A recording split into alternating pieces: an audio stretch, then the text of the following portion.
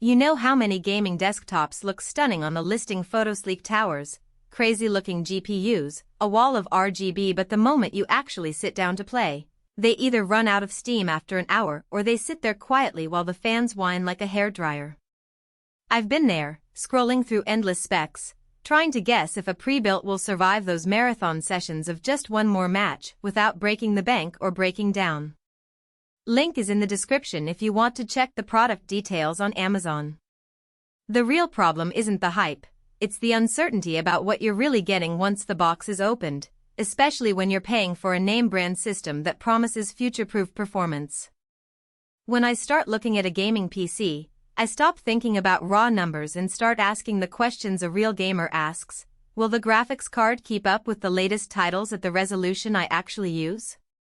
Can the cooling system stay quiet while I'm in a voice chat with teammates? How easy is it to add more storage or a second GPU later if I want to go 4K? And does the machine come with any software that actually helps me fine-tune performance instead of adding another layer of clutter? Those are the trade-offs that most spec sheets hide, but they become crystal clear when you compare a few models side by side.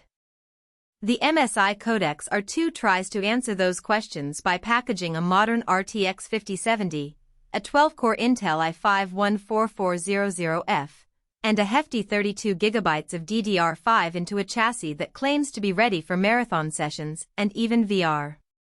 The real test is whether those promises translate into a smooth, stress-free experience in the everyday scenarios most gamers live in.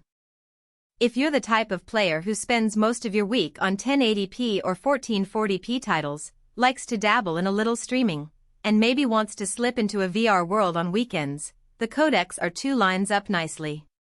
The RTX 5070, while not a top-tier monster card, hits the sweet spot for current AAA games at high settings without forcing you into a constant upgrade cycle. Paired with 32GB of DDR5, you won't notice frame time stutters even when you have a browser tab, a Discord voice channel, and a recording overlay running together. The 1TB NVMe SSD loads worlds in a flash, and because it's an M.2 drive you won't be fighting against a noisy spinning platter.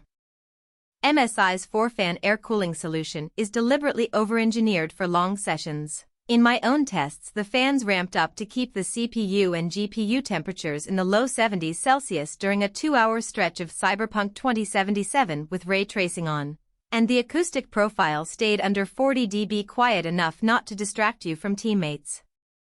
Wi-Fi 6E gives you the kind of low-latency connection you want if you're on a modern router, and the inclusion of the MSI Center software means you can toggle performance profiles or monitor temperatures without digging into BIOS menus. All of that adds up to a machine that feels ready to plug in, fire up, and stay relevant for at least the next couple of years, especially if you're comfortable staying at 1080p or moving to 1440p as titles get more demanding.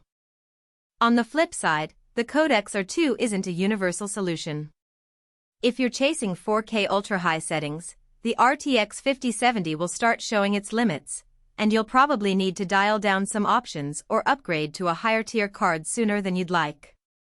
The air cooling design, while effective, isn't as silent as a custom liquid loop you might find in boutique builds. The fans become audible when the GPU pushes past 80% load, which is something competitive players who rely on every decibel of quiet may notice. The chassis itself is a mid-tower that prioritizes airflow over compactness, so it won't fit in a tight desk setup or a living room entertainment center without a bit of planning.